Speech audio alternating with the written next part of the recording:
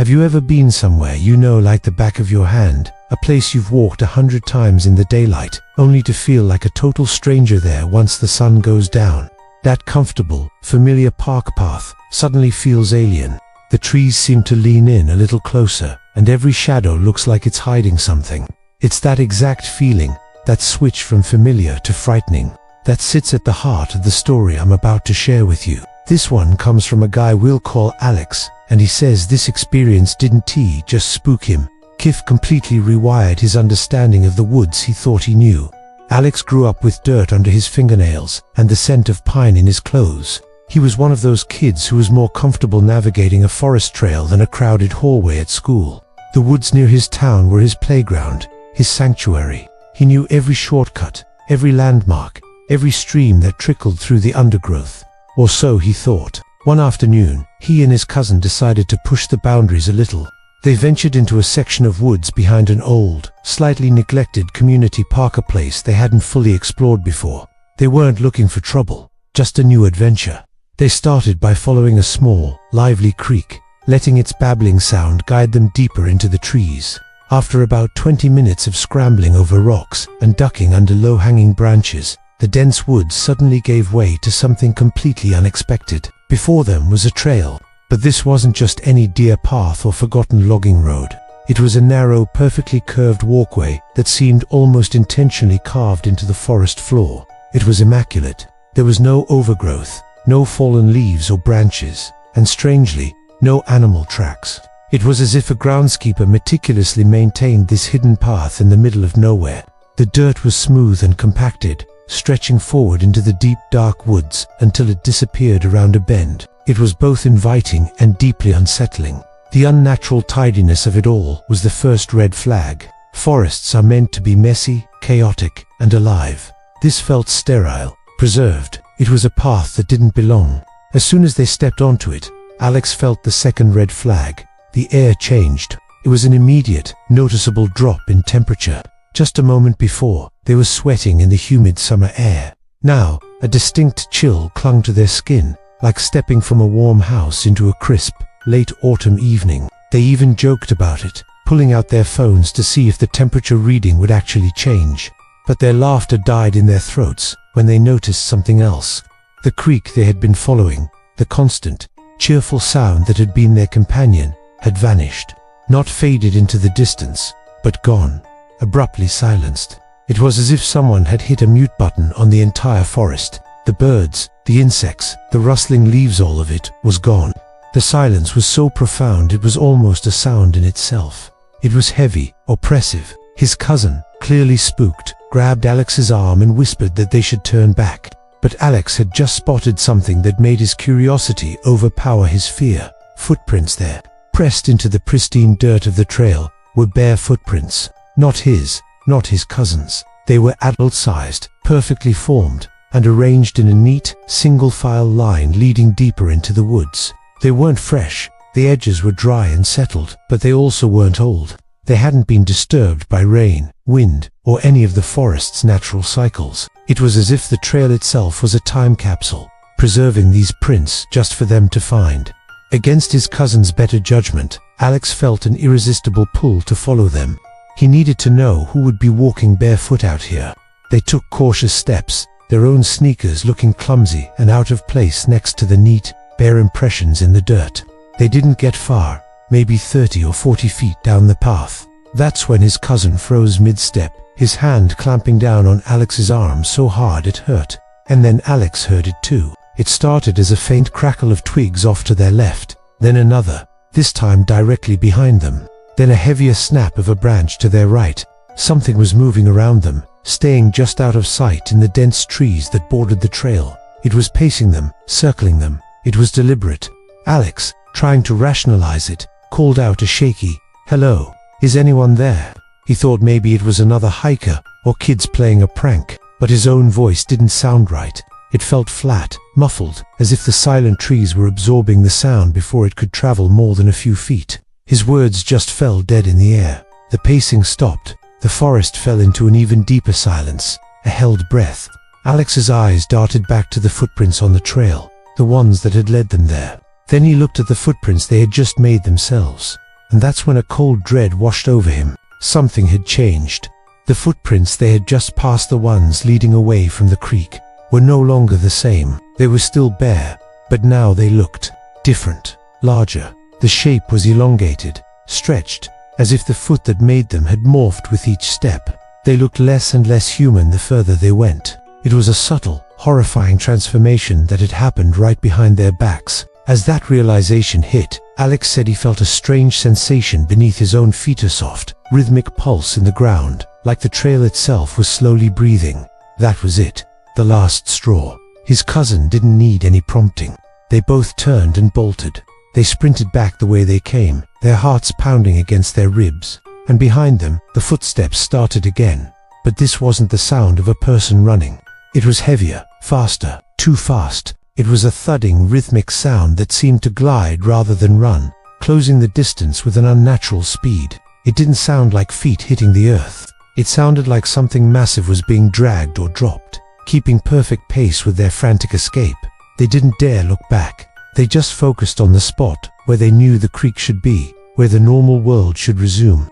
The cold air burned their lungs, and the silence was shattered by their own panicked breaths and the impossible pursuit behind them. Just as they thought it was right on top of them, they burst through the invisible barrier. The moment their feet left the unnatural trail and hit the familiar, messy forest floor, everything returned to normal. The warm, humid air washed over them. The sound of the creek, the birds, the insects, it all came rushing back, as if someone had just flipped a switch and turned the volume of the world back on. The heavy footsteps behind them ceased instantly. They stumbled a few more feet before collapsing near the edge of the creek, gasping for air, their minds reeling. After a minute, trembling, they slowly turned to look back at the trail. But there was no trail. The opening in the trees was gone. There was no perfectly clean path, no strange footprints, nothing. It was just a solid, unbroken wall of dense forest, as if the path they had just run for their lives on had never existed at all. They scrambled back to the park, not stopping until the familiar sight of manicured lawns and swing sets was in view. They tried to explain it, to rationalize it, but they couldn't. The experience was too vivid, too shared, to be a trick of the mind. 2 days later, they convinced a skeptical friend to go back with them. They followed the same creek, step for step, to the exact spot where the trail had appeared. But there was nothing. Just normal, messy woods. The air was warm. The forest was noisy and alive. There was no cold spot, no strange clearing, no hidden path. It was completely, utterly ordinary. Alex said he's never been able to shake that day. He still hikes, but he's more cautious now. He feels that something in that forest led them onto that path, lured them in with curiosity. And he's absolutely certain that something else, something much faster and much larger, escorted them out.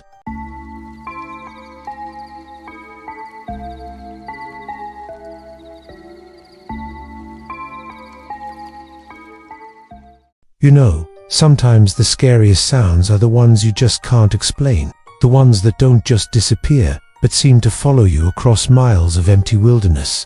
This story comes from a viewer named Erin, and it's one that has stuck with me for a long time. It all started when she and 2 of her college friends decided to go for a hike in Colorado. They weren't looking for anything crazy, just a scenic, safe trail to spend the day on. Nothing too intense, nothing too remote, just a standard, popular route. But if there's one thing seasoned hikers will tell you, it's that mountains don't care about your plans. They'd been on the trail for about 3 hours, making good time and enjoying the views. The air was crisp, the sun was out, it was pretty much perfect. But then, almost without warning, the weather started to turn. A thick, heavy fog began to roll in from the higher peaks, moving with an unnatural speed.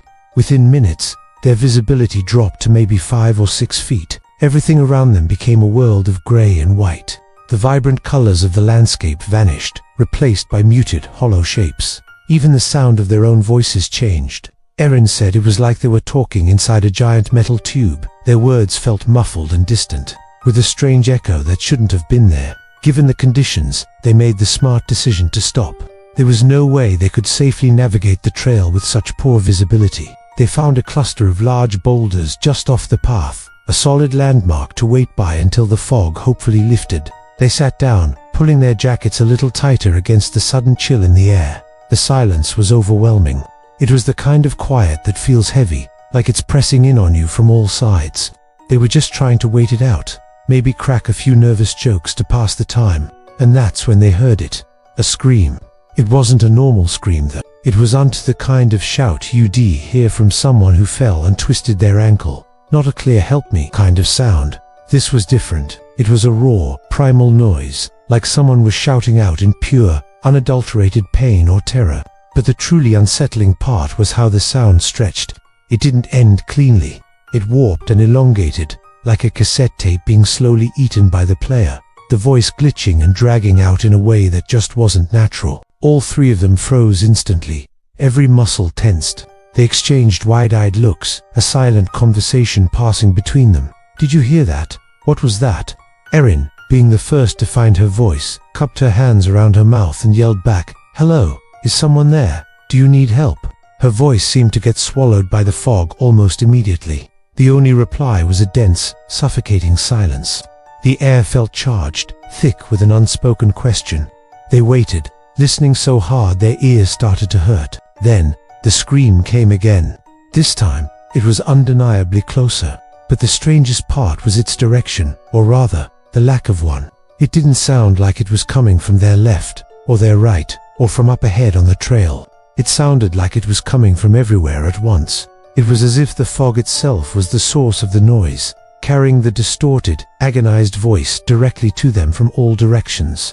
It was a disorienting, terrifying experience. They started debating what to do. Should they try to go back? The trail behind them was just as invisible as the one ahead. Leaving the relative safety of the boulders to stumble blindly through the fog seemed like a terrible idea. So they stayed put, huddled together, trying to rationalize what they were hearing. Maybe it was an animal, a fox, or a mountain lion. They can make some pretty strange noises. Maybe the unique atmospheric conditions were playing tricks on them, causing the sound to echo in a bizarre way. They desperately wanted to believe it was something logical, something they could explain away. But Erin said the next scream shattered any hope of a rational explanation, because this time it called her name. It wasn't crystal clear. It was guttural and broken, like whatever was making the sound was struggling to form human words. The vowels were stretched and warped, just like the screams before it. It was a mangled, nightmarish attempt at her name, spoken with a voice that sounded like it was being forced through a throat full of gravel and broken glass, but it was close enough. Her two friends immediately whipped their heads around to look at her, their faces pale masks of the exact same horror she was feeling. There was no mistaking it. Something in the fog, something unseen, knew her name, and it was calling for her. That's when everything escalated. After the sound of her name echoed and faded into the mist, the fog itself began to move. It wasn't the wind. This was different. The dense bank of white behind them started to shift and swirl, pulling away from them and coalescing toward the ridge they had just hiked down from. It was like the fog was being drawn toward a single point, a silent, swirling vortex. That was all the motivation they needed. They didn't even speak. They just grabbed their packs and bolted, following the barely there outline of the trail downhill, away from the ridge.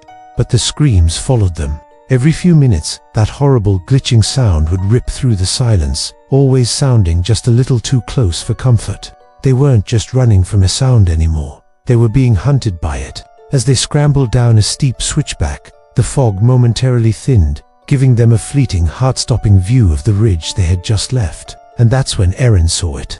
For just a second, silhouetted against the gray, was a figure.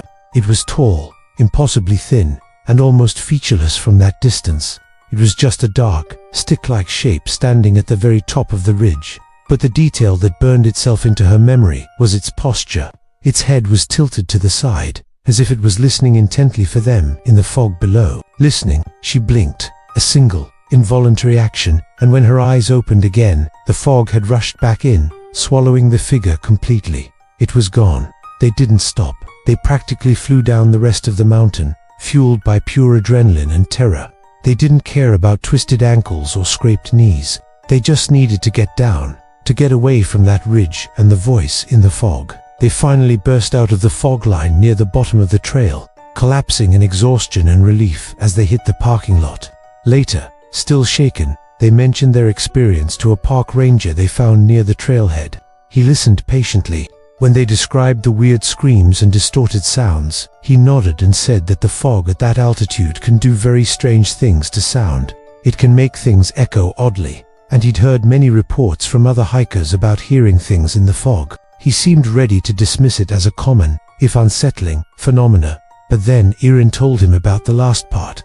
She hesitated, then told him how the voice had called her name. The ranger's demeanor changed. He stopped nodding. He got very still and looked at her for a long moment. He told her that he'd heard stories about the distorted sounds and the weird echoes dozens of times. But the part about it calling a hiker's name, he paused, and in a much quieter voice, said he'd heard that part before, too, and he never had an explanation for it. They never went back to that trail, and to this day, Erin still doesn't know what was in the fog with them, or how it knew her name.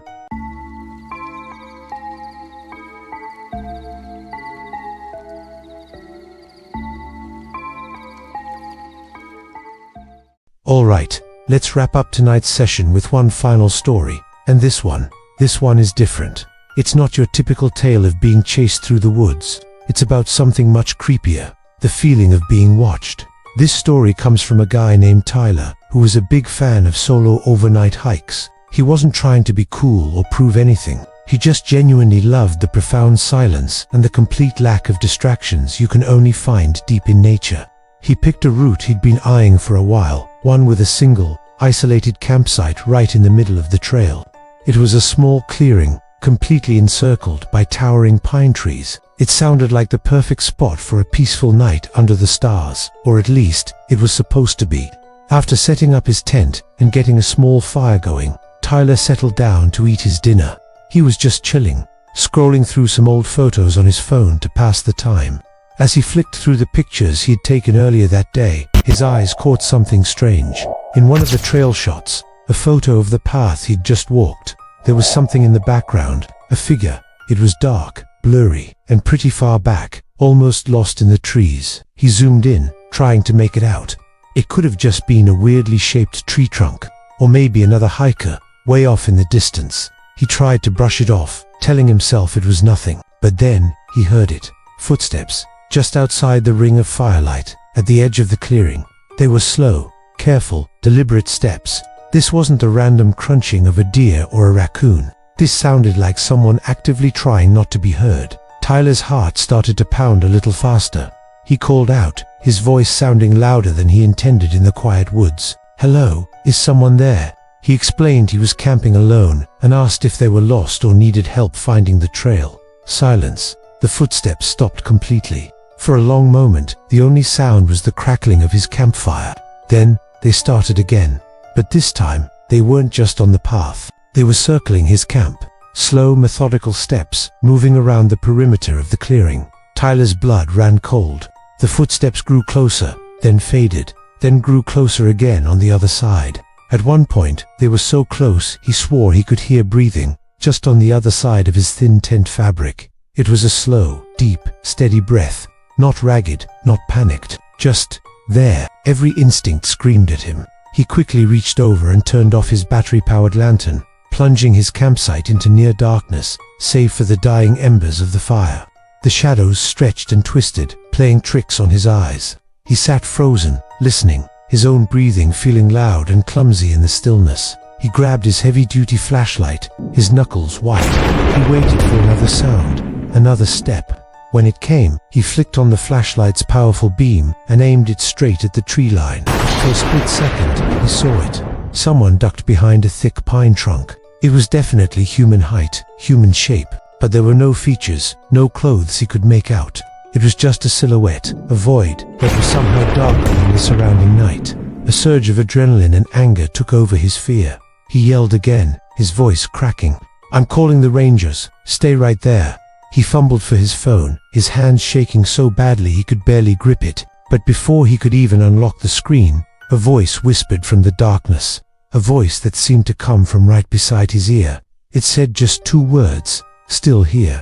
He spun around, swinging the flashlight beam in a wild arc. But there was nothing there. Absolutely nothing. He was alone in the clearing. But when he snapped his head back towards the trees, he saw the shadow again. It was moving, flitting between the tree trunks with an impossible speed, faster than any person could possibly run. That was it. That was the breaking point. Logic, reason, everything went out the window. It was pure survival mode. Tyler scrambled, grabbing his backpack and tent, not even bothering to pack them properly. He just shoved everything into a chaotic mess and bolted. He ran blindly down the trail in the pitch dark, his flashlight beam bouncing frantically ahead of him, illuminating twisted roots and looming branches. He didn't look back. He just ran. He didn't stop until the first gray light of sunrise started to filter through the canopy. When he finally stumbled out of the forest and got a signal, he did call the rangers. He told them everything. They went up to investigate his campsite later that day. They told him that according to their logs, no other hikers had signed in for that trail. The only tracks they found anywhere near the clearing were his own. Well, almost the only tracks.